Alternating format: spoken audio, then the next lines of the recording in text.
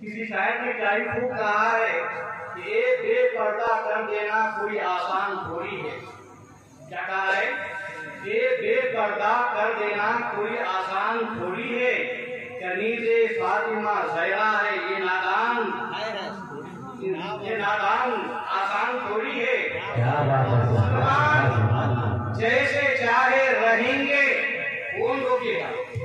मुसलमान जैसे चाहे रहेंगे कौन रोकेगा? ये ख्वाजा का हिंदुस्तान अमेरिका सुभान अल्लाह सुभान अल्लाह। हिंदुस्तान थोड़ी है। ये पर्दा देता है इंसानियत, ये पर्दा देता है इंसानियत का दर्स दुनिया को। ये पर्दा देता है इंसानियत का दर्स दुनिया को। जो पर्दे का मुखालिफ हो कोई इंसान थोड़ी है। क्या है आप समझ गए होंगे।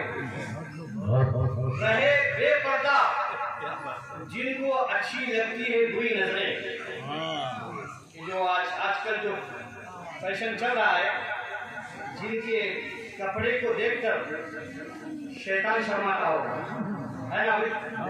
उनकी तरफ मुखातिब इशार क्या कहता है? रहे बेपर्दा जिनको अच्छी लगती है बुरी नजरें, मेरी बहनों के दिल में ये ख्वाहिश अरमान थोड़ी है। मेरी बहनों के दिल में ये ख्वाहिश अरमान थोड़ी है। अब जो अकेली लड़की को अपने कर्नाटक की नारा लगाई थी उसकी तरफ इशारा है।